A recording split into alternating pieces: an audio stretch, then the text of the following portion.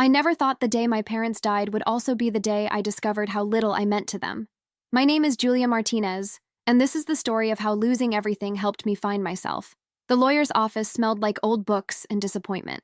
My brother Marcus sat across from me, his perfectly pressed suit making me even more aware of my thrift store cardigan and scuffed boots. We hadn't spoken in 3 years, not since he moved to Manhattan and decided our family wasn't quite successful enough for his new corporate friends. "Julia, you good?" Marcus asked, not looking up from his phone. "Yeah, I'm fine," I lied. The lawyer, a stern woman named Patricia Henderson, adjusted her glasses and opened a thick folder. "Thank you both for coming. I know this is difficult, losing both parents so suddenly. The car accident had been quick, at least. Mom and Dad didn't suffer. That's what everyone kept telling me, as if it somehow made their absence easier to bear." Patricia cleared her throat. "Your parents were very specific about their wishes. Marcus, as the eldest and given your successful career in finance, they've left you the family estate in Connecticut, the mansion, all furnishings, the investment portfolio totaling approximately $5 million, and the vacation property in Cape Cod." I felt my stomach drop, but I tried to keep my face neutral. Of course. Marcus was always the golden child, the one who made something of himself. I was just Julia, the struggling artist who waited tables to pay rent in her tiny Brooklyn studio. Marcus nodded as if this was exactly what he expected. "That makes sense. They always said I had the business sense to manage assets properly." Patricia turned to me, and I saw something that looked almost like pity in her eyes. "Julia, you've been left the cabin in upstate New York, the one near Lake Willowbrook." "The cabin?" My voice came out smaller than I intended. "You mean that old place they bought when I was a kid? The one that's been empty for like 15 years? "That's correct. There's also a letter your mother wanted you to have." Patricia slid a cream-colored envelope across the mahogany desk. Marcus laughed. Actually laughed. "The cabin? Jesus, Jules. I guess they really knew which one of us could handle responsibility." Something inside me cracked. "You know what, Marcus? Forget it. I don't need your condescension on top of everything else. I'm just saying what everyone's thinking. You're 32 years old, still playing artist, waiting tables. Maybe if you'd grown up a little, they would have trusted you with something worth actual value." I grabbed the envelope and stood up, my chair scraping loudly against the hardwood floor. "I'm done here." Patricia called after me, but I was already walking out, my heart pounding so hard I thought it might explode. I made it to my car before the tears came. Hot, angry tears that I wiped away furiously with the back of my hand. My parents left me a falling-apart cabin while Marcus got $5 million. The message was pretty clear. They didn't believe in me either. I drove back to Brooklyn in a fog, barely remembering the route. My roommate, Devin, was in the kitchen making coffee when I stumbled in. "Hey, how'd it go?" They took one look at my face. "That bad, huh?" "They left Marcus everything. I got some old cabin that's probably falling apart." Devin poured me a cup of coffee, black, the way I liked it. "Your parents were kind of traditional, right? Maybe they thought Marcus needed more because he has that fancy lifestyle? Or maybe they just never believed I'd amount to anything." I slumped at our kitchen table, which was actually a door we'd found on the street and balanced on milk crates. Marcus made sure to rub it in. Said if I'd grown up, they would have trusted me with something of actual value. "Marcus is a pretentious jerk who peaked in business school," Devin said firmly. "Don't let him get in your head." But he was already there. Marcus's words echoed my own worst thoughts, the ones I had at 3 in the morning when I couldn't sleep, when I looked at my bank account and wondered if I was kidding myself about the whole art thing. I pulled out the letter my mother had left me. Her handwriting on the envelope made my chest tight. I wasn't sure I could read it. "You want me to leave you alone?" Devin asked gently. "No. Stay. Please." I opened the envelope with shaking hands. Inside was a single sheet of paper covered in Mom's flowing cursive. "My dearest Julia, if you're reading this, your father and I are gone. I'm sorry we couldn't say goodbye properly. I need you to understand something about the cabin. It was never just a vacation home. It was the place where I found myself, where I learned who I was before the world told me who I should be. Your father and I bought it the year before you were born. I was pregnant, terrified, convinced I'd lose myself in motherhood. We spent that summer there, and I painted for the first time in years. Really painted, not the careful, acceptable watercolors I did for my parents' approval. I painted what I felt. The cabin has good bones, Julia. I know it doesn't look like much now. I know it seems like nothing compared to what we left Marcus. But here's what I never told you. Everything Marcus received came from your father's family money. from investments and inheritance. That was always meant for him. The cabin, though, that was mine. I bought it with money I earned from selling my paintings, back before I put that dream aside. I'm leaving it to you because I see myself in you. The fear, the doubt, the constant worry that maybe everyone is right and you're just being foolish, but also the stubborn hope, the need to create, the way your eyes light up when you talk about your art. The cabin needs work. Life needs work. But the foundation is solid. Fix it up. Make it yours. And Julia, please, trust yourself the way I should have trusted myself. Don't spend 30 years wondering what if. Love always, Mom. I couldn't breathe. Devin was reading over my shoulder, and I heard them suck in a sharp breath. Jules, your mom was an artist? I didn't know, I whispered. She never said anything. I never saw her paint, not once. But suddenly I remembered things. The way Mom would stop and stare at sunsets, how she always had opinions about the art in museums we visited, the sketchbook I found once in her closet that she said was from a long time ago. I remembered her fingers, always moving, tracing invisible patterns on tabletops. I remembered how she'd rearrange furniture in our house constantly, always looking for the perfect composition. The signs had been there all along, hidden in plain sight. You have to go see it, Devin said. It's probably a dump. What am I supposed to do with a cabin in the middle of nowhere? I don't know, but I think you need to find out. I couldn't sleep that night. I kept rereading Mom's letter, trying to reconcile the woman who wrote those words with the woman I knew. My mother had been practical, organized, the one who reminded me to pay my taxes and suggested I get a real job with benefits. She wore sensible shoes and kept her hair in a neat bob. She never talked about dreams or passion or art, but she'd had them once. She'd been like me once, full of hope and fear and desperate creativity. I thought about all the times she'd looked at my paintings with something in her eyes I couldn't quite read. Was it recognition? Regret? Pride mixed with sorrow? How many times had she wanted to tell me about her own art, her own dreams, and held back because she thought she was protecting me from disappointment? The next morning, I called in sick to work and threw some clothes in a bag. The drive upstate took 3 hours, each mile taking me further from the city noise and deeper into forests that were just beginning to show autumn colors. The leaves were turning gold and crimson, and the air through my open window smelled clean and sharp, so different from Brooklyn's exhaust and garbage and humanity. Lake Willowbrook was one of those small towns that tourists loved and locals endured. Main Street had a coffee shop called Brewed Awakening, with chalkboard menus and mismatched chairs. There was a general store that looked like it hadn't changed since the 1950s, and a place that sold both pizza and Chinese food, which seemed optimistic. I stopped at the general store for directions. The woman behind the counter was probably 70, with white hair pulled back in a bun and sharp blue eyes that seemed to see everything. You must be Elena's daughter. I'm Margaret. Your mother used to shop here back in the day. You knew my mom? Sure did, sweet woman. Always bought the good art supplies when she came through. The expensive watercolors, the real canvas, not the cheap stuff. Haven't seen her in years, though. Margaret's expression softened. I heard about the accident. I'm so sorry, honey. Your mother was special.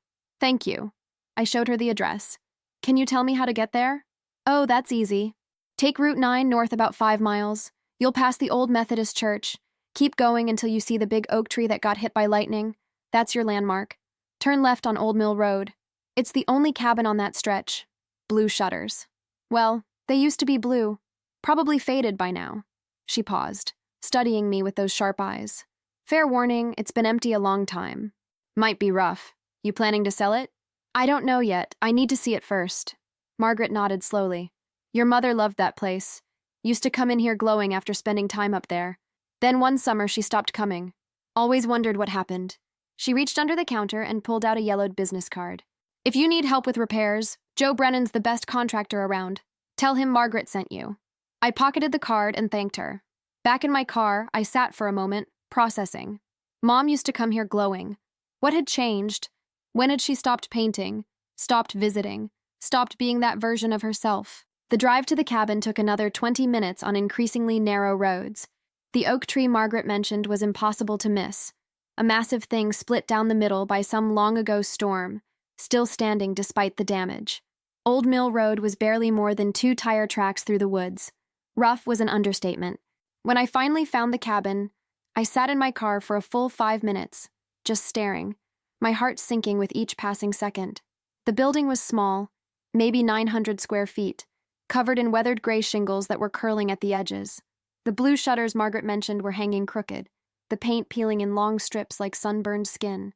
The front porch sagged dramatically on one side, and I could see daylight through gaps in the boards. Several windows were cracked, and one was covered with plywood. Weeds had taken over what might have once been a garden, growing waist-high and tangled.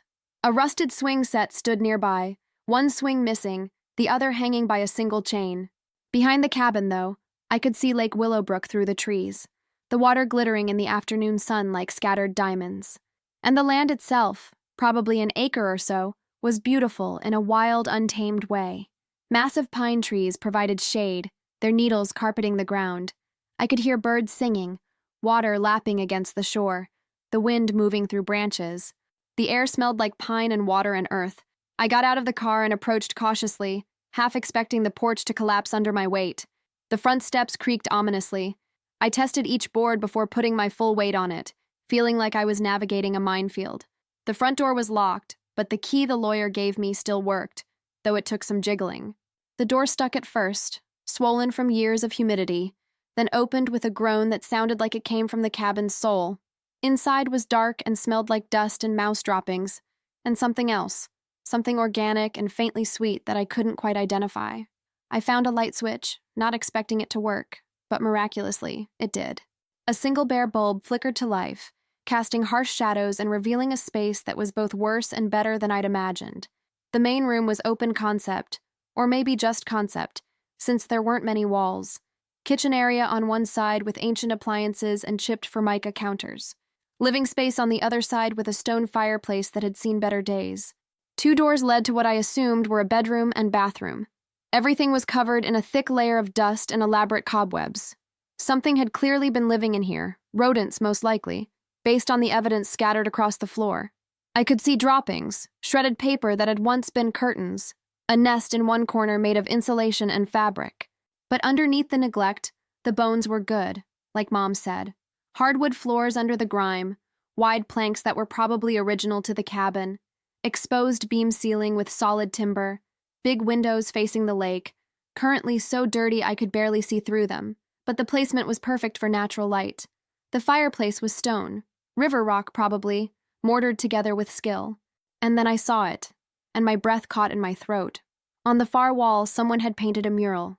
It was faded, water damaged in places where the roof had leaked, but still visible. A woman standing at the edge of a lake, her hair blowing in the wind, her hand reaching toward the water as if she might paint it with her fingers.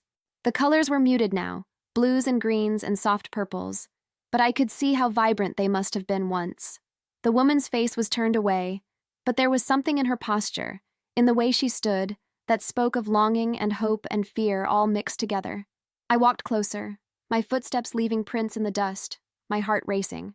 In the bottom corner, barely visible, were initials and a date, E.M. 1993, Elena Martinez, the year before I was born.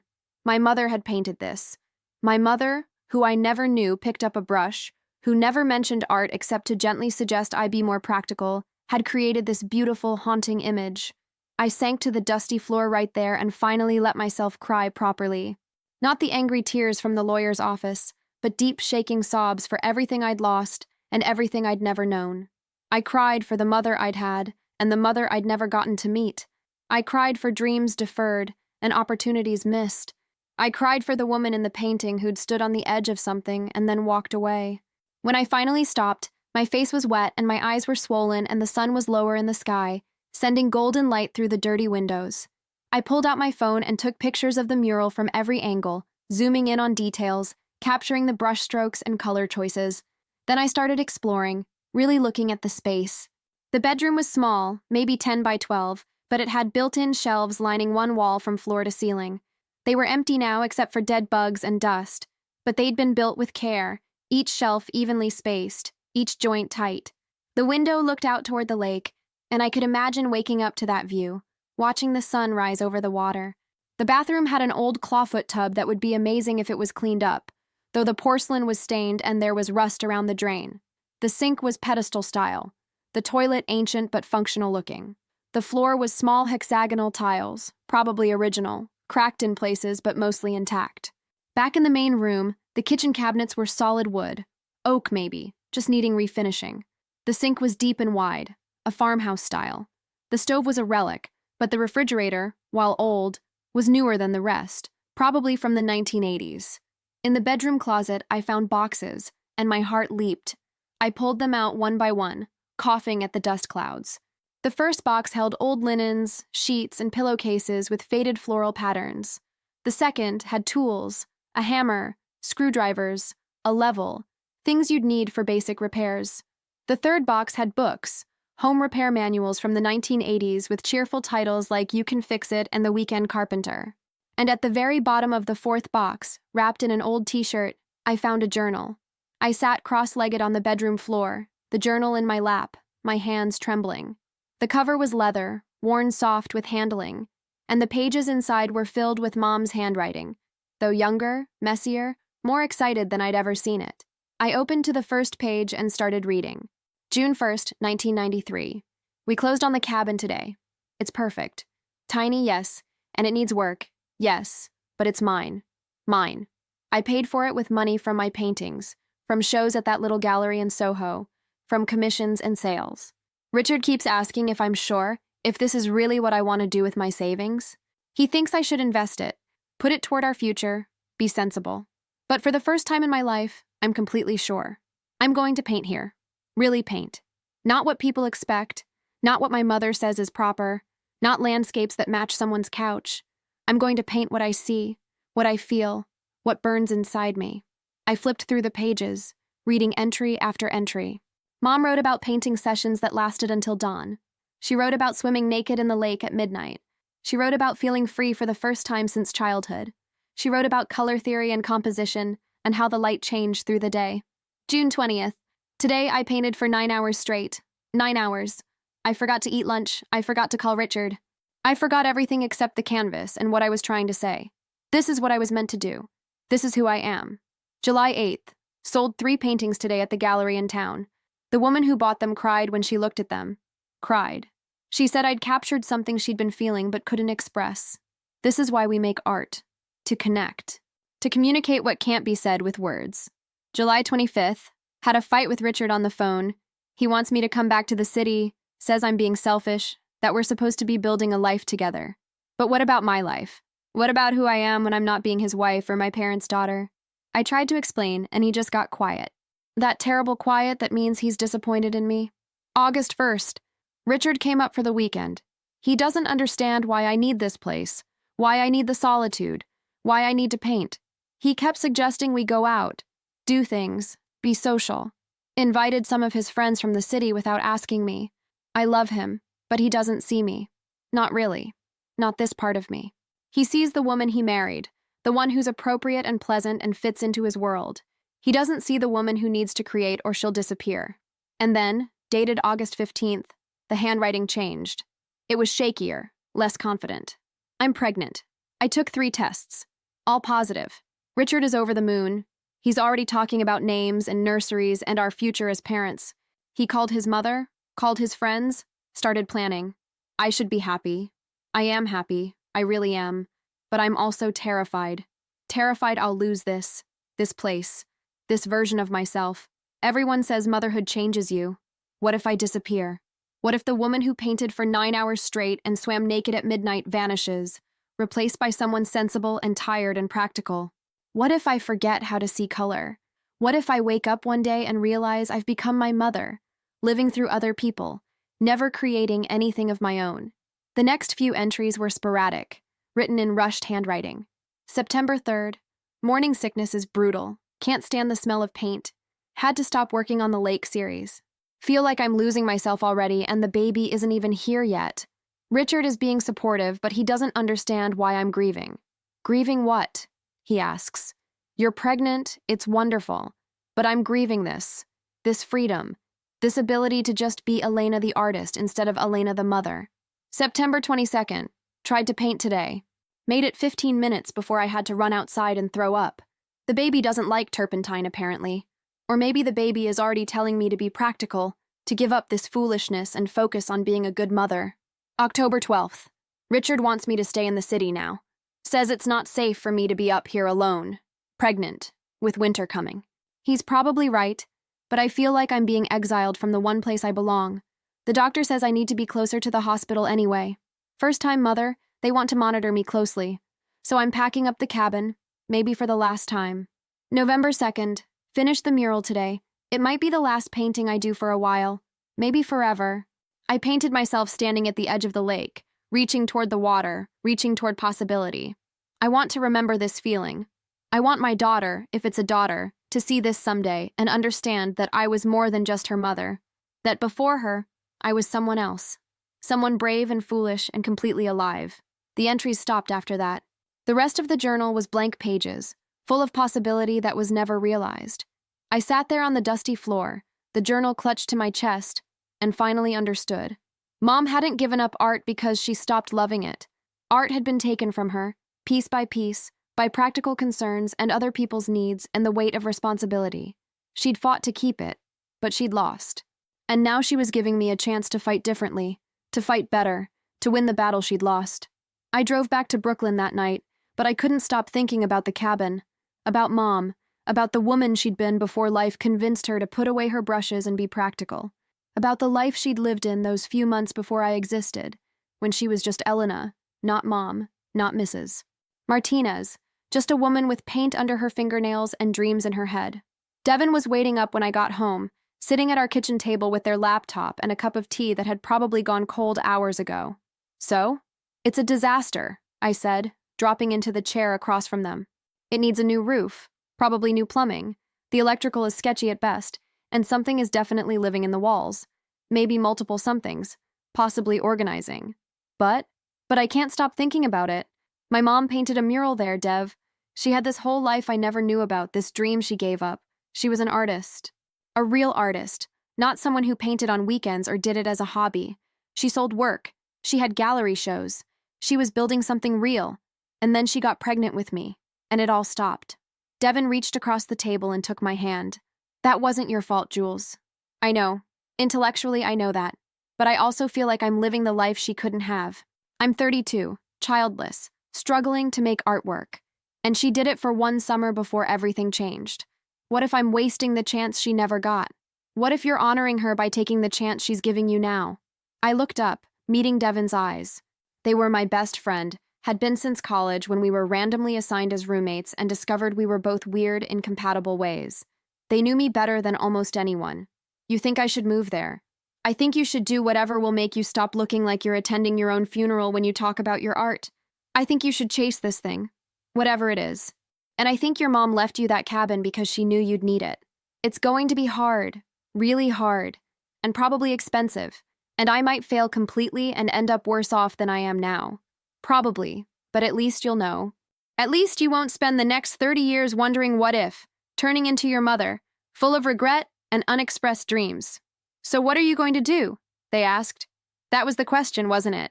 The smart thing, the sensible thing, would be to sell it. Take whatever money I could get, maybe 15 or 20,000 if I was lucky and found the right buyer. Pay off my credit cards that were maxed out from art supplies and late rent, and that one time I had to go to the emergency room and didn't have insurance. Maybe get a better apartment, or at least one where the shower worked consistently and the neighbors didn't have screaming fights at 2 a.m. Keep waiting tables at the restaurant where the kitchen manager yelled at everyone and the customers tipped badly because they were tourists who didn't understand New York service culture.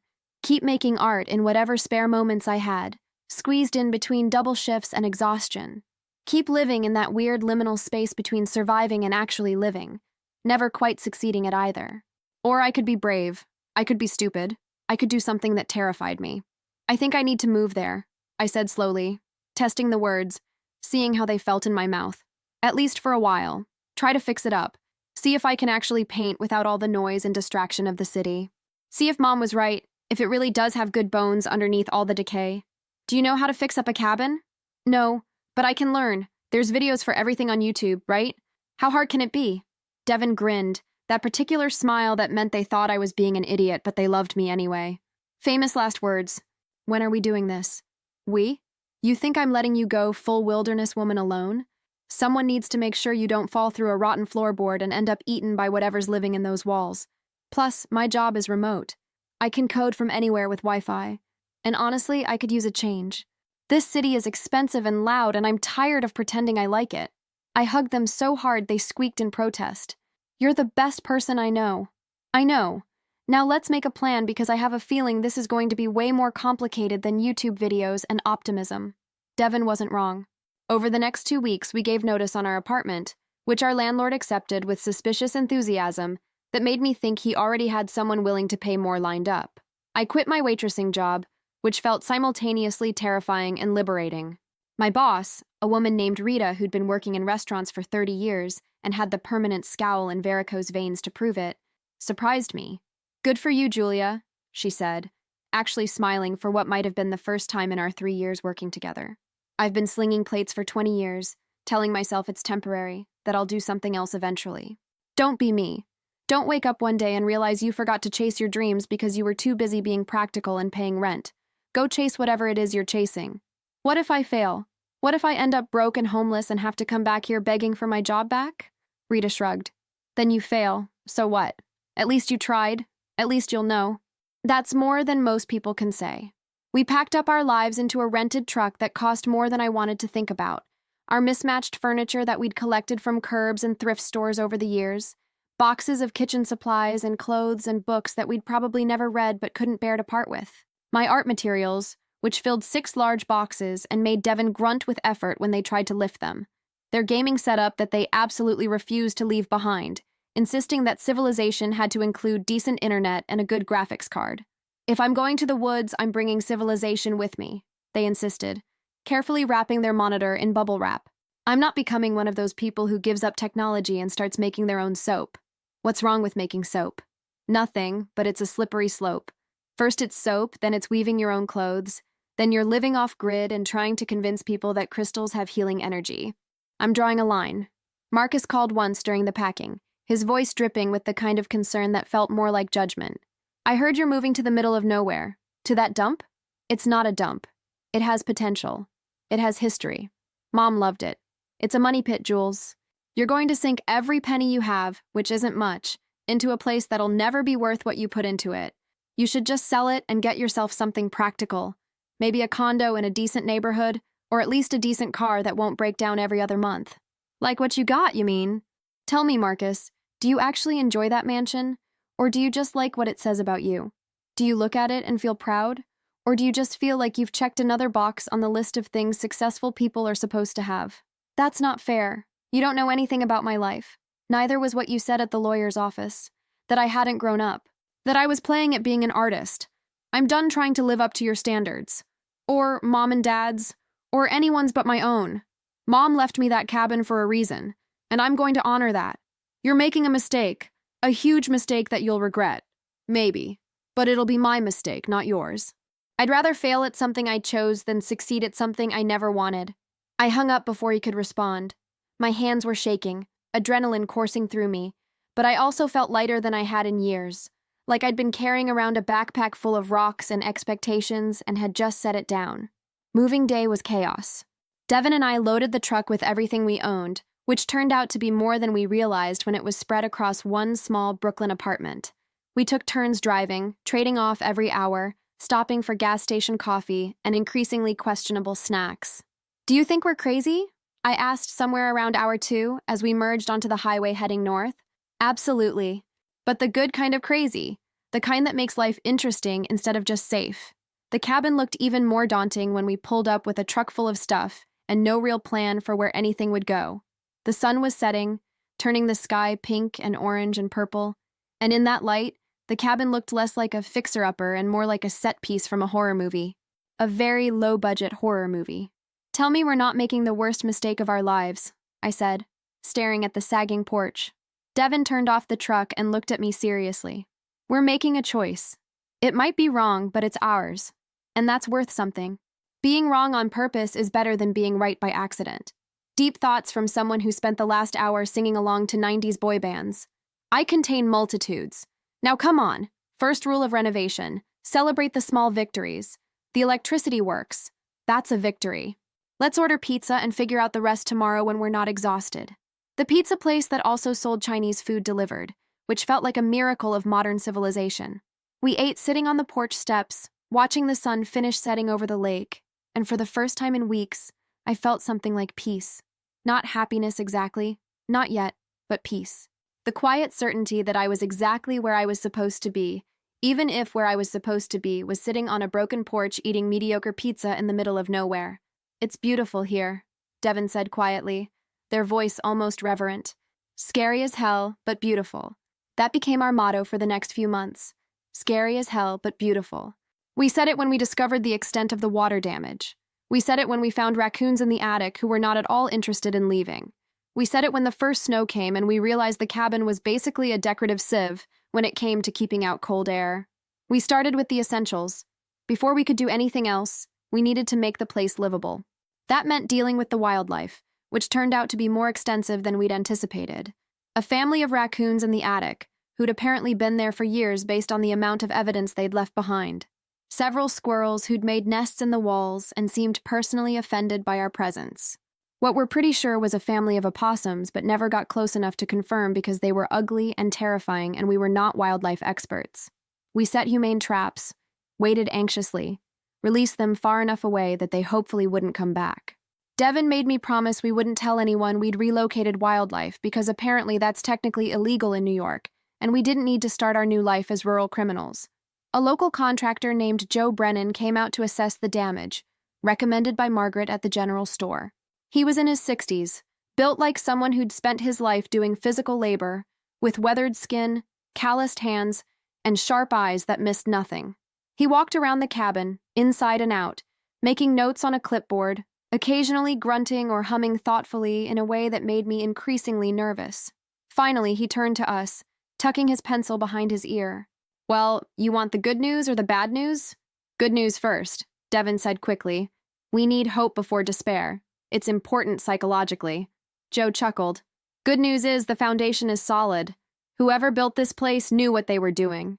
The framing is good too. Real timber, not the cheap engineered stuff they use now. This cabin could last another 100 years if you treat it right. It's got integrity. And the bad news? Where do I start? Roof's shot, probably needs a complete replacement. Plumbing is ancient, I'd say original to the build, which means it's a ticking time bomb waiting to flood everything. Electrical meets code, but barely, and I wouldn't trust it in a storm. You've got water damage in several places, which means possible mold behind the walls. The porch needs to be completely rebuilt before someone falls through and sues you. Several windows need replacing, and that's just what I can see without really tearing into things. I felt my heart sink into my shoes. How much are we talking? Ballpark? Joe scratched his chin, calculating, his eyes going distant. To do it all properly, bring everything up to current code, make it safe and comfortable, you're looking at $40,000 to $50,000. Maybe more if we find surprises when we open up the walls, which we will, because we always do. Old buildings are like archaeological sites. You never know what you'll find. I don't have that kind of money. I have like $8,000 and most of that needs to go to living expenses. Didn't think you did. But here's the thing. He looked around the property, taking in the lake, the trees, the potential. You want my honest opinion? Please. I need honesty more than optimism right now. It's going to cost more than the cabin is probably worth to fix it properly. You could sell it as is, walk away, maybe get 20 grand if you find the right buyer. Invest the money somewhere sensible. Live a safe life. That's what most people would do, and that's not wrong. My shoulders slumped. But if you're willing to do a lot of the work yourselves, learn as you go, make mistakes and fix them, we can make this happen on a budget. I can handle the technical stuff, the things that require permits and expertise and licenses. You two can do the cosmetic work, the labor-intensive stuff that doesn't need certification. Demolition, painting, sanding, basic carpentry. The grunt work. Define easy, Devin said skeptically, because our definition of easy and reality's definition might be very different. Joe laughed, a big booming sound that startled birds from nearby trees. Easy is relative, kid. Easy means your back will hurt and your hands will blister and you'll be so tired you'll fall asleep in your dinner. But you'll learn skills that'll serve you the rest of your life, and you'll have something you built with your own hands. Not many people can say that anymore. Most people just buy things, never make them. When can we start? I asked, surprising myself with how much I wanted this. Eager. I like that. Means you won't quit when it gets hard, and it will get hard. How about Monday? I'll bring my crew. We'll start on that roof before winter really hits. You two start on the inside. Clean everything, and I mean everything. Pull up any damaged flooring. Strip wallpaper if there is any. Get this place down to the bones so we can see what we're really working with. We agreed on a price that made my bank account weep, but seemed fair given what we were asking. Joe shook our hands with a grip that felt like a promise, and years of hard work compressed into seconds, and drove away in his pickup truck, leaving us alone with our enormous, terrifying, exciting project. The first week, we cleaned. And cleaned. And cleaned some more, until we were fairly certain we knew what cleaning actually meant.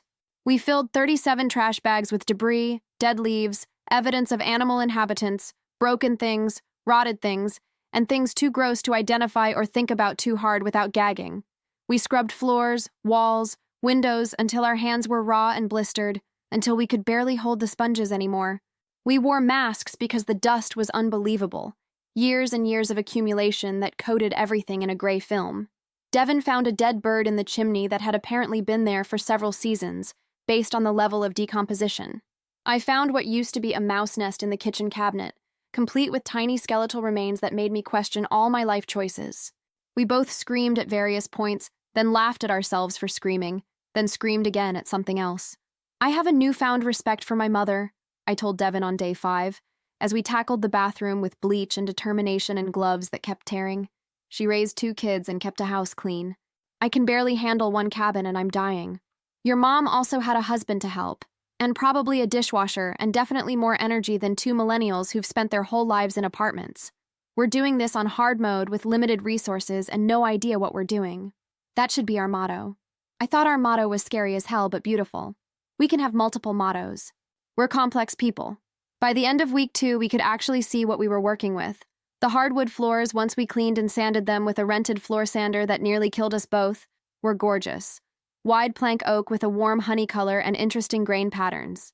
The stone fireplace just needed repointing, the mortar crumbling, but the stones themselves solid and beautiful. The kitchen cabinets were solid oak under years of grime, the wood grain revealed like a secret once we cleaned them properly.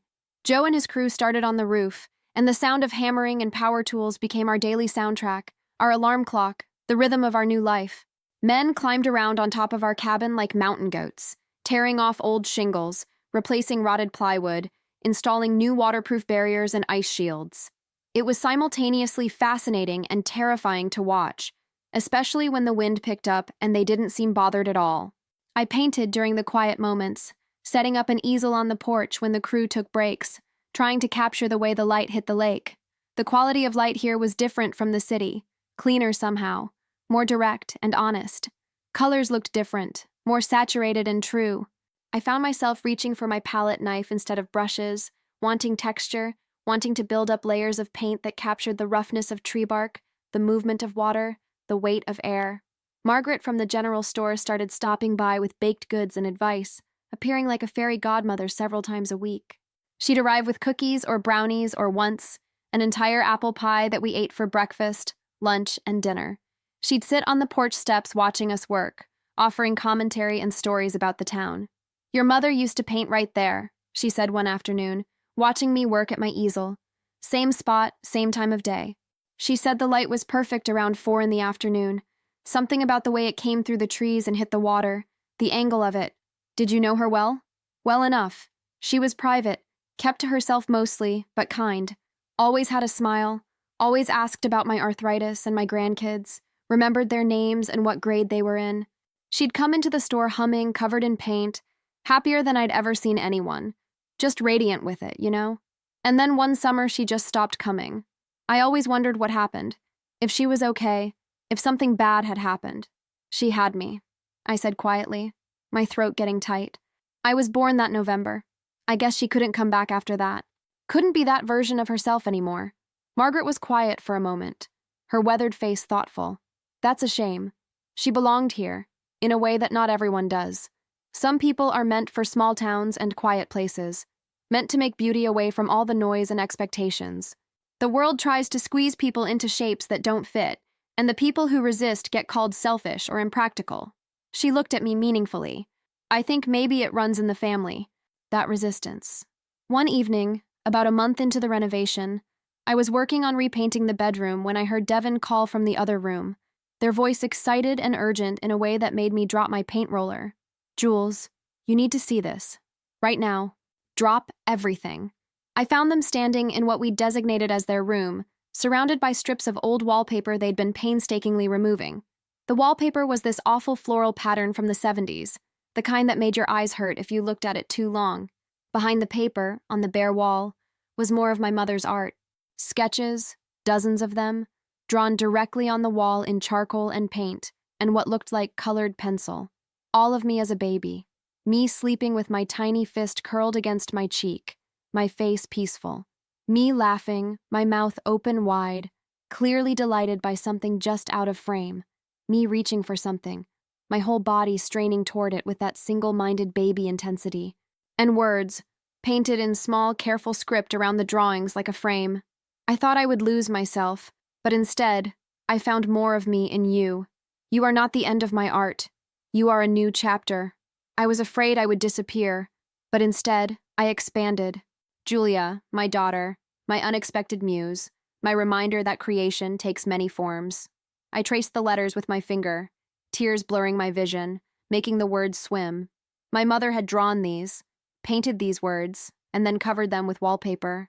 Had she meant for me to find them? Or had she hidden them away, too painful to look at? A reminder of dreams deferred?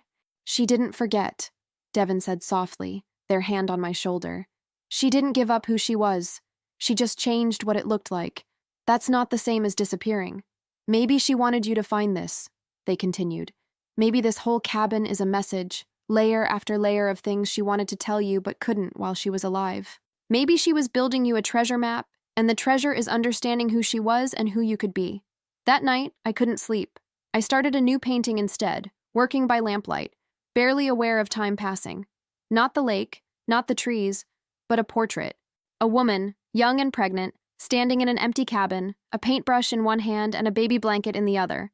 Not choosing between them but holding both. Infinite possibility in front of her. Infinite fear. Infinite love. I painted through the night, completely absorbed, lost in the work the way I hadn't been in years. This was what Mom had felt, I realized as the sun started to rise. This complete absorption, this sense of rightness, like every cell in your body was aligned and working toward a single purpose, like you'd found the thing you were meant to do, and nothing else mattered except doing it well. When I finally stepped back, exhausted, dawn was breaking pink and gold over the lake. Devin appeared with coffee, took one look at the canvas, and smiled. "That's incredible, Jules. That's the best thing you've ever done. I mean it. You should submit this somewhere." It was. I knew it was, and I knew why. For the first time, I wasn't painting what I thought people wanted to see, or what would sell, or what would impress critics or fit into some gallery's aesthetic. I was painting what I needed to say, what was burning inside me demanding to be expressed. I was painting my mother's story, and in doing so, I was painting my own. The next few months were a blur of hard work and small triumphs and occasional setbacks that made us seriously consider burning the place down and collecting the insurance money. We learned to patch drywall, which was harder than YouTube made it look, requiring patience and a steady hand and a lot of sanding and then even more sanding. We learned to tile a bathroom floor, laying each piece carefully, making sure the pattern lined up, grouting until our hands cramped and we dreamed about grout lines. We learned to install light fixtures without electrocuting ourselves, which felt like a major accomplishment worthy of celebration. We learned about circuit breakers and junction boxes and why you should never trust that the previous owner knew what they were doing electrically. Joe taught us patiently, never making us feel stupid for asking basic questions, always willing to show us the right way to do things, even if it meant taking extra time. His crew became familiar faces, part of our strange new life. Tommy, the young guy barely out of high school who always had music playing from a battered speaker and could carry impossible loads without seeming to notice the weight. Ray, the older gentleman who barely spoke but could fix anything and had opinions about the proper way to do everything. Carlos, who told the best stories and made us laugh even when we were exhausted and covered in drywall dust and questioning all our choices. The cabin slowly transformed before our eyes, like one of those time-lapse videos, but in real life and much slower and more painful. The new roof went on, dark gray architectural shingles that would last 25 years and had a warranty to prove it. The plumbing got updated, new PEX pipes replacing the ancient galvanized system that had probably been installed when Eisenhower was president. The electrical got brought up to modern code, new breakers, and proper wiring that meant we could actually use more than one appliance at a time without tripping everything. We couldn't afford to do everything at once, so we prioritized ruthlessly, making spreadsheets and having long debates about what was essential versus what was just nice to have. Roof, plumbing, electrical, those were essential, things that couldn't be put off without risking serious damage. New windows came next because winter was approaching and the drafts were brutal enough to blow out candles. Then proper insulation, blown into the walls and laid thick in the attic, transforming the cabin from a glorified tent to an actual house. The cosmetic stuff, we did ourselves on a budget that made extreme couponing look casual. Thrift store furniture that we refinished, spending weekends sanding and staining until pieces that looked like garbage became beautiful. Paint samples from the hardware store that the employees let us have for free because they felt sorry for us, which we mixed to create custom colors because buying full gallons was too expensive. Curtains I sewed myself. The first sewing I'd done since high school home EC class, where I made an apron that fell apart immediately, using clearance fabric and a cheap machine I found on Craigslist that jammed constantly but mostly worked. Every piece had a story. Every corner represented a choice and a compromise and a small victory. The dining table we found on the side of the road that just needed new legs. The bookshelf Devin built from scratch following YouTube tutorials and cursing the entire time. The vintage rug I bought for $20 at an estate sale that just needed a serious cleaning. We were building a home not from money but from determination and imagination and sheer stubborn refusal to give up. I started selling paintings more consistently, building a small reputation. Not many sales, but enough to help with costs and make me feel less terrified about my dwindling savings account. A gallery in the next town over, a place called Riverside Arts that catered to tourists and summer people, agreed to display some of my work. The owner, a woman named Catherine with silver hair and impeccable taste and a gallery full of the kind of art that made you stop and really look, examined my paintings for a long time before nodding slowly. "These are raw," she said finally. "Honest. Uncomfortably honest in a way that makes people feel things. People will either love them or hate them, but they won't be able to ignore them. That's rare. I'll take 6 on consignment. If they sell, bring me more. If they don't, we'll talk about what might work better." To my shock, 5 of the 6 pieces sold within the first month. Sold to tourists looking for authentic local art, people wanting something real in a world that felt increasingly fake and manufactured. Each sale felt like validation, proof that maybe I wasn't completely fooling myself, that maybe Mom had been right to believe in me, that maybe art could actually be more than a hobby or a dream. The money went right back into the cabin, of course, because nothing we did was cheap and everything took longer than expected.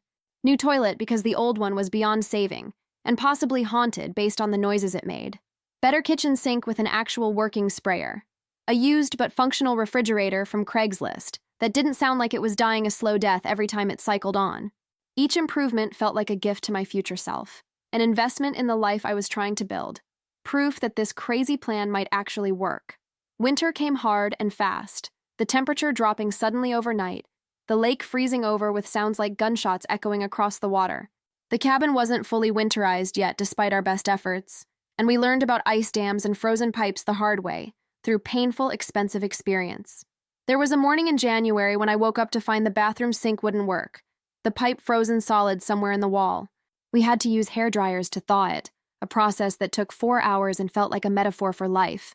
Apply consistent heat to frozen places and eventually, slowly, painfully, things flow again.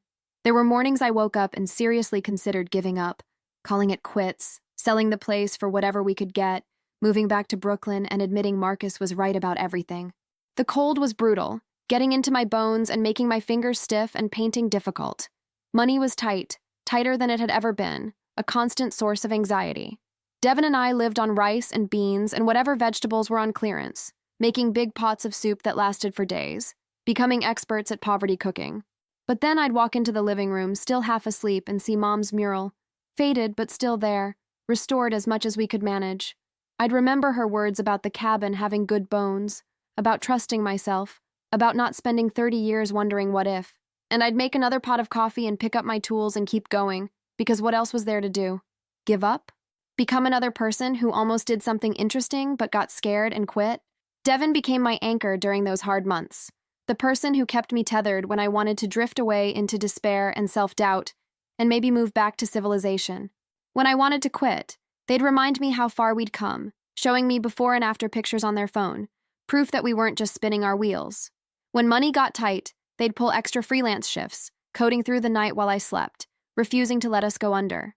When the loneliness of rural life got to me, when I missed the city and the energy and the sense of being surrounded by humanity, even if those humans were strangers, they'd organize movie nights with the few friends we'd made in town, or convince me to go to Harper's Bar, the local place where townies gathered to drink cheap beer and complain about tourists and play pool. It was at that bar on a February night that I met Vanessa Lopez, and my life shifted again in ways I couldn't have predicted.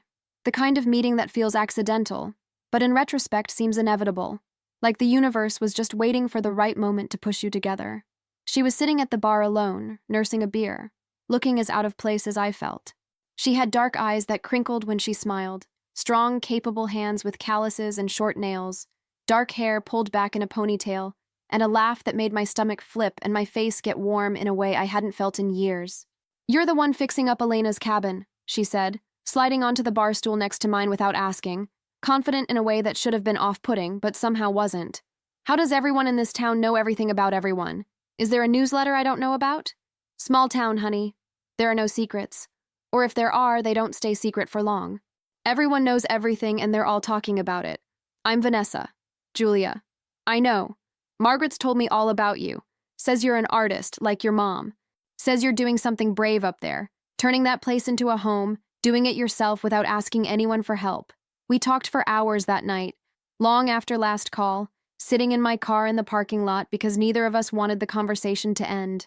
About carpentry and painting, about why she'd left the city, about what I was trying to build out here, about dreams and fear and the courage it takes to start over. She'd grown up in the Bronx, learned woodworking from her grandfather who'd immigrated from Puerto Rico and built furniture in a tiny workshop in the basement of their building. She'd gotten tired of working on big commercial projects where she never saw the finished result, just building pieces of someone else's vision, never her own. "I want to build things that matter," she told me, her eyes intense in the dim light from the parking lot lamps. "Things that last. Things that mean something to the people who live with them. Not just another office building or luxury condo that nobody needs." You know? I did know. That was exactly what I was trying to do with the cabin, with my art, with my life. Build something that mattered, something real, something true. When we finally said goodbye, the sun was starting to rise. She walked me to my car in the cold morning air, both of us bundled in winter coats, our breath making clouds. "I'd love to see the cabin sometime," she said, her hands shoved in her pockets, looking uncertain for the first time all night. If that's not weird or too forward or anything, I love seeing what people do with spaces, how they make them their own, how they solve problems. It's not weird at all. Come by this weekend? We're installing new kitchen counters and I have no idea what I'm doing." She laughed. "Perfect. I'll bring tools."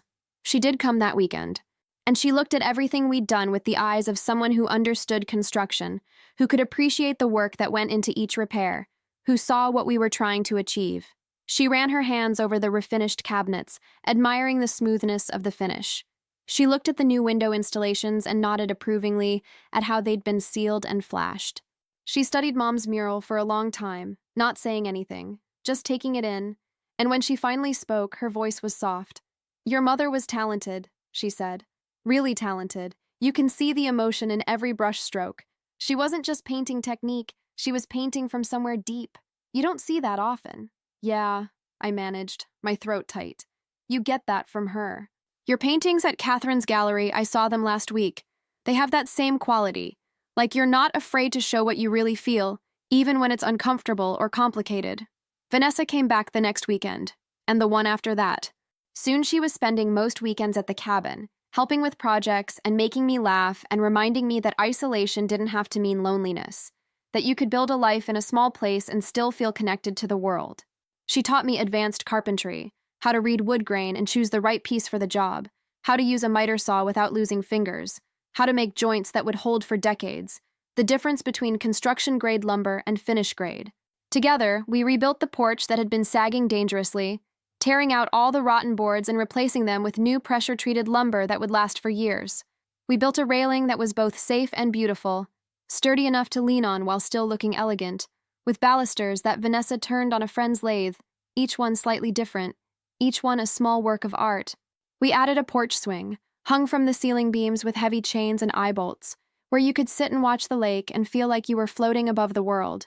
"You're different lately," Devin observed one morning in early March, watching me hum while making breakfast, actually humming like a character in a movie who'd just fallen in love. "Shut up.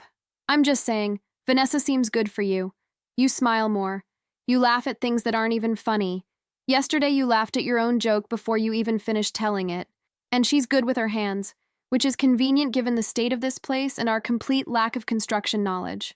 I said, "Shut up," I repeated, but I was smiling, unable to help myself. "Are you two dating or what? Because it kind of seems like you're dating, but nobody's actually said anything." "I don't know. We're figuring it out. Is that okay with you?" "Of course it's okay. I'm happy for you, Jules. You deserve someone who looks at you like you hung the moon and personally arranged all the stars. And Vanessa definitely looks at you like that. It's actually kind of nauseating how cute you two are." Spring came eventually, the way it always does, even when you think winter will last forever. Suddenly and all at once, like the world remembered how to be warm. The ice on the lake broke up with sounds like thunder that scared us the first time we heard it. Green things pushed through the dead leaves, determined and hopeful. Birds returned, filling the mornings with songs so loud it was better than any alarm clock. And the cabin, our cabin, transformed again in the warmer weather. Vanessa and I planted a garden, tilling up the overgrown beds and adding compost we made ourselves from kitchen scraps and yard waste. We planted seeds for vegetables and herbs, tomatoes and peppers and basil and rosemary, things we could actually eat and use. She showed me how to build raised beds from cedar that wouldn't rot, how to make trellises for climbing plants from branches we found in the woods, how to work with what nature provided instead of against it. We worked side by side in the warm sun, our hands in the dirt, and I felt something settle inside me that had been restless and anxious for as long as I could remember. This was peace. Not the absence of stress or worry, but the presence of purpose, of building something that mattered, of being exactly where you belonged. We restored Mom's mural properly that spring, hiring someone who specialized in conservation to advise us. We carefully cleaned the faded paint with gentle solutions and soft brushes, retouched the areas that had been damaged by water with matching pigments, sealed it properly with a UV protective varnish so it would last. It was delicate work, requiring patience and attention and reverence for what Mom had created, and I felt like I was having a conversation with her across time, understanding her choices, adding my own touches while respecting her vision. "Your mom was really talented," Vanessa said again, standing back to admire our work, her arm around my waist. "You can see where you get it from. The way you both use color, the way you see light and shadow, it's in your DNA, this ability to translate emotion into visual form. That summer, our second summer in the cabin, felt like living in a dream someone else was having and had generously invited us into. The place was livable now, more than livable. It was beautiful in its own quirky way, a mix of rustic and refined, old and new, Mom's vision and mine and Vanessa's practical influence. We'd kept the character and history while making it functional, honoring the past while building for the future, creating something that was uniquely ours. The bedroom had built-in shelves I'd constructed myself following Vanessa's patient instructions, now filled with books and plants and treasures found on walks through the woods. The bathroom had the refinished clawfoot tub and vintage hexagonal tile that we'd meticulously cleaned and regrouted, adding a rainfall showerhead that made every shower feel like luxury. The kitchen had open shelving displaying mismatched dishes we'd collected from thrift stores, butcher block counters we'd installed together and sealed with food-safe oil, and that deep farmhouse sink that I loved so much I sometimes just stood at it washing dishes by hand even though we had a dishwasher. But more than the physical transformation, I'd changed. I barely recognized the person I'd been 2 years ago, that scared woman sitting in the lawyer's office feeling like she'd been given nothing. I woke up excited each morning, eager to paint or work on the cabin or swim in the lake or just exist in this space we'd created. I painted every day, not squeezing it in around other obligations, but making it my priority, my job, my calling, the center of everything. I was selling enough work to cover expenses and starting to build a real reputation, getting commissions and queries from galleries, building the career Mom never got to have.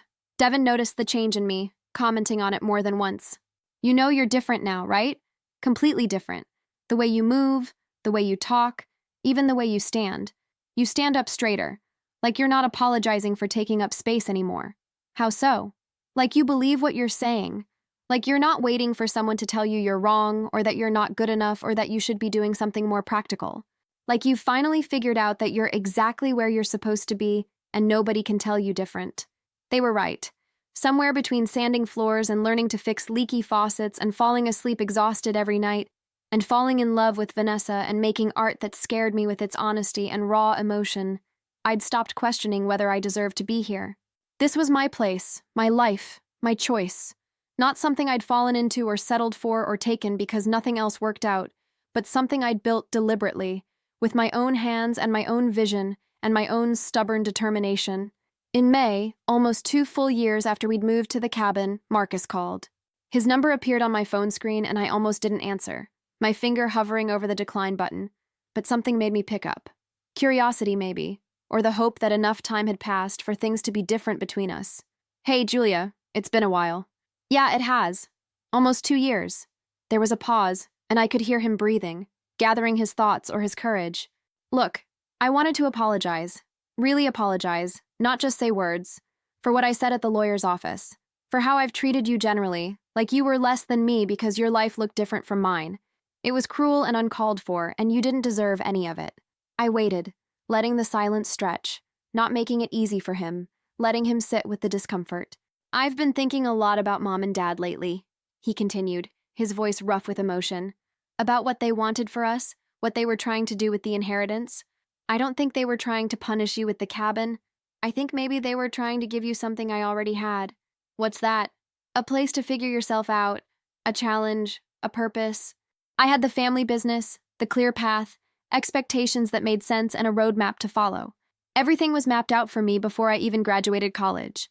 But you needed your own path, something different, something you had to build yourself.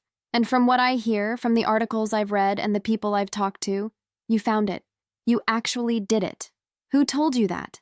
Who have you been talking to? I Googled you, Jules. Your paintings are getting attention. Real attention from real critics. There's an article in Artforum about a New York artist who left the city to find inspiration in rural America, talking about authenticity and transformation and returning to roots. That's you. I read it 3 times. I sent it to everyone I know. I'm proud of you. I should have said that a long time ago, should have supported you instead of judging you.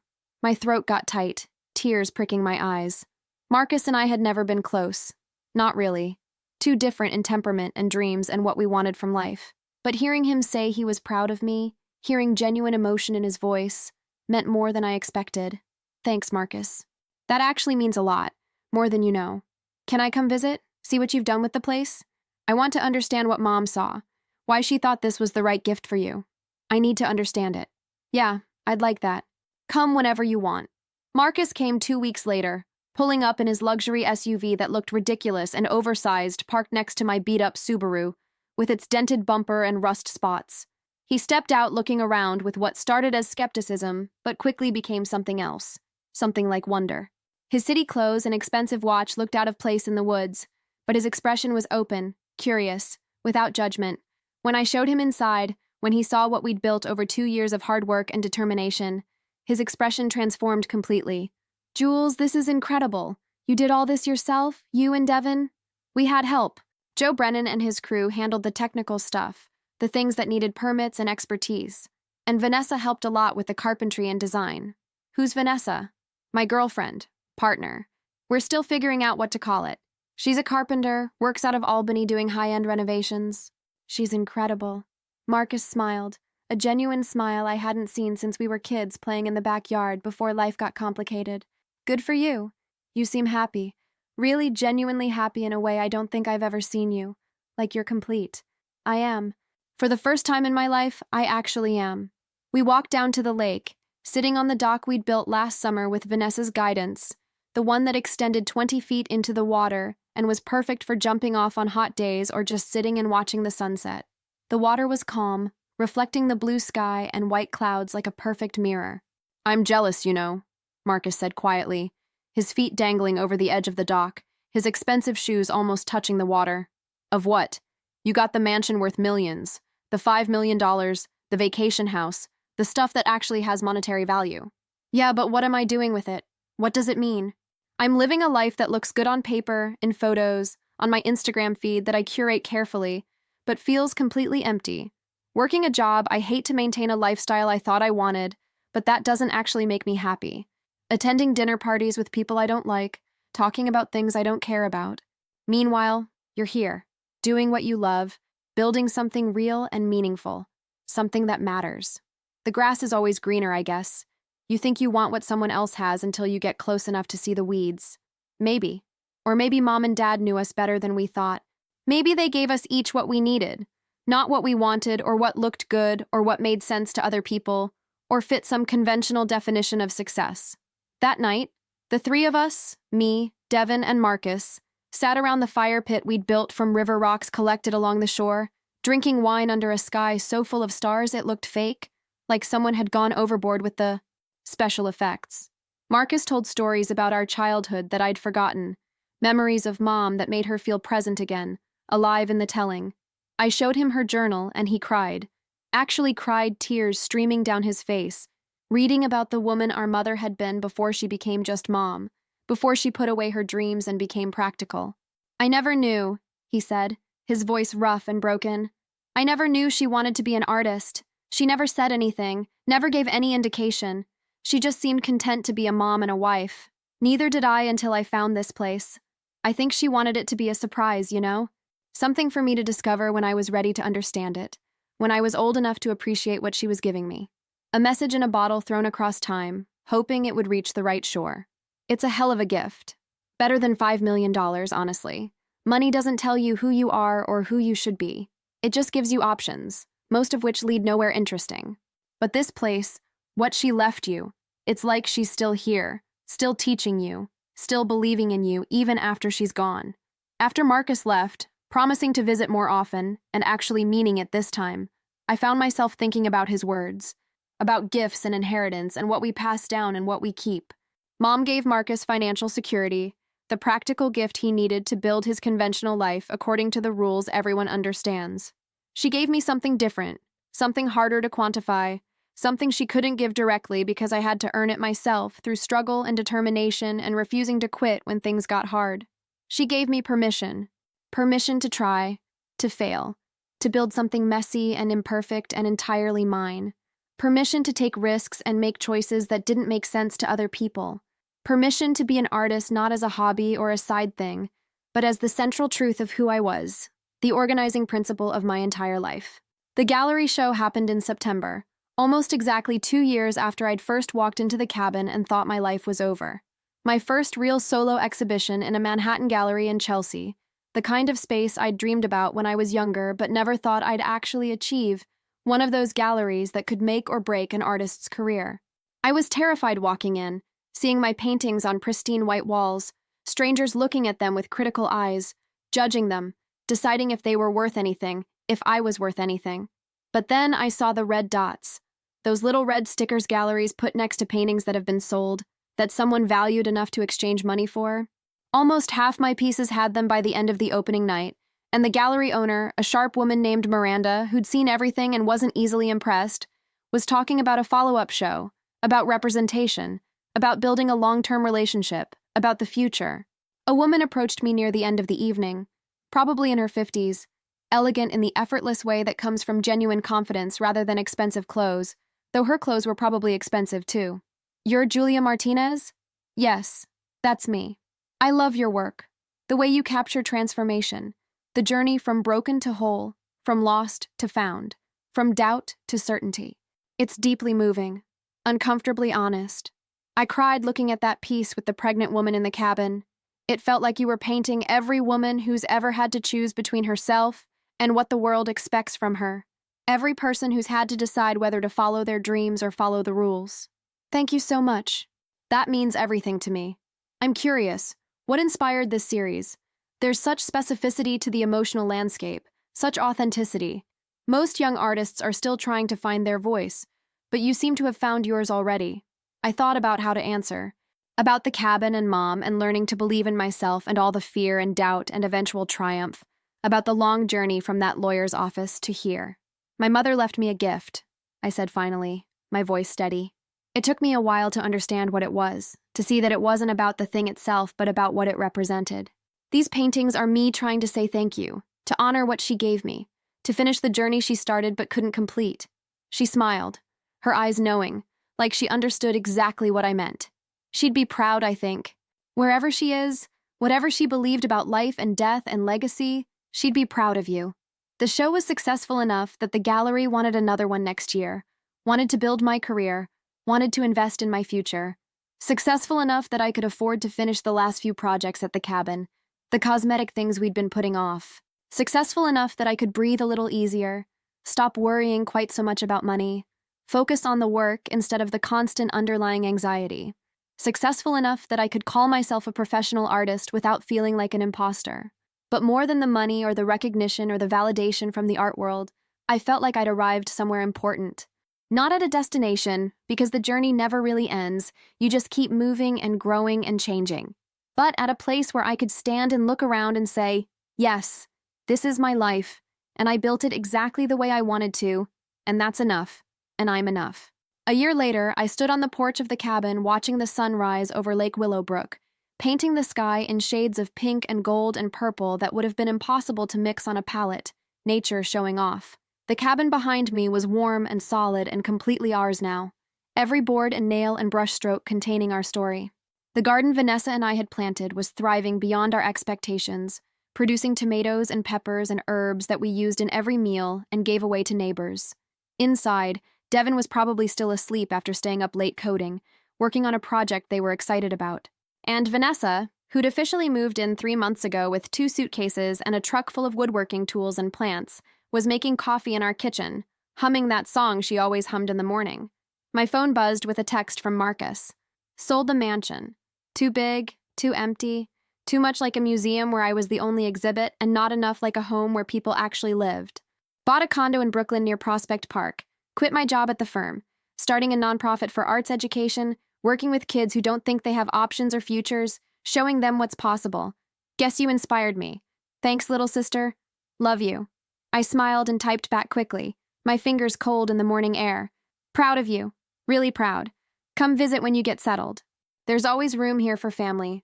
Always space at the table. The future stretched out in front of me, uncertain and full of possibility, and no longer scary but exciting, full of potential rather than threat. There would be more challenges, more doubts, more moments where I questioned everything and wondered if I'd made the right choices. But I also knew I could handle them. I'd learned to fix a roof, to trust myself, to build something from nothing but determination and hope, and the stubborn belief that I deserved to take up space in the world and make my mark on it.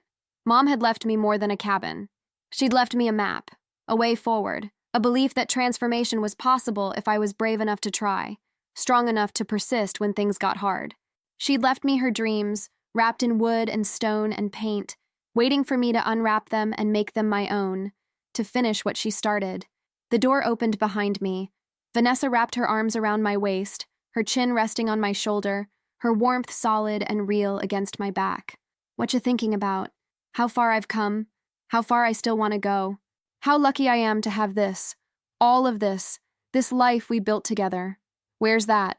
Where do you still want to go? I don't know yet. But that's the exciting part, isn't it? Not knowing, but being okay with not knowing.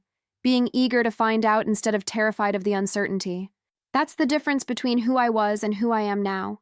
We stood there together, watching the lake turn gold in the morning light, and I thought about that woman in Mom's mural. The one reaching toward the water, ready to paint her own future, ready to dive in and see what happened, brave enough to try even though she was terrified. I understood her now. I was her. And Mom had known I would be, had known that with time and struggle and the right kind of gift, I'd become the woman she'd been too afraid to remain. Or maybe that she'd been for one perfect summer before life got complicated and she made different choices. Sometimes the greatest inheritance isn't money or property or things you can hold in your hands or put in a bank account. Sometimes it's the courage to become who you were always meant to be, the permission to build a life that matters to you even if it doesn't make sense to anyone else, even if it looks crazy from the outside. My parents left my brother a $5 million mansion, financial security, the ability to coast through life without ever having to struggle or wonder or build something from scratch with his own hands. They left me something far more valuable, something that changed everything. The chance to discover that I was enough, exactly as I was, to build a life that mattered. The chance to fail and try again. The chance to be brave. The chance to become myself. And when I walked into that rundown cabin for the first time 2 years ago, heartbroken and angry and convinced I'd been given nothing, that I'd been dismissed and devalued, I couldn't have known that I was walking into my own transformation, my own becoming, my own hero's journey. But Mom knew. She'd walked that path herself, even if circumstances forced her to turn back, even if she got scared or practical or convinced by life and other people's expectations that dreams were for other people, people who didn't have responsibilities.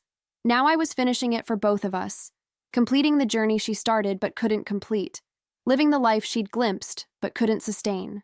And that, I realized, standing there in the morning light with Vanessa's arms around me, was the real gift. Not the cabin itself, not the property or the potential financial value, but what it represented. Belief, hope, and the stubborn insistence that it's never too late to become who you're meant to be. That it's never wrong to choose yourself, to invest in your own dreams, to build something that might not make sense to anyone else but makes perfect sense to you. That feels right in your bones. I picked up my coffee, kissed Vanessa's cheek, tasting the salt and sweetness of her skin, and went inside to paint. I had a new series in mind, inspired by old journals and faded murals and the revolutionary act of choosing yourself when everyone expects you to choose something safer, smaller, more acceptable, more conventional. The canvas was blank, full of possibility, waiting for me to make the first mark. Just like that cabin had been when I'd first walked in, seeing only decay and smelling only abandonment and feeling only disappointment. Just like my life had been when Mom died, when I thought I had nothing left, when I was sure I'd never be enough, never measure up, never succeed at anything meaningful. But I'd learned that blank spaces weren't empty. They were full of potential, waiting for someone brave enough to start creating, to make something out of nothing, to trust that the foundation was solid even when everything else looked broken, to believe that transformation was possible with enough determination and hope and stubborn refusal to give up. And now, finally, I knew exactly what to paint. I knew who I was, what I wanted, where I was going, not because someone told me, not because it was expected, but because I'd built it myself, piece by piece, brush stroke by brush stroke, choice by choice, day by difficult day.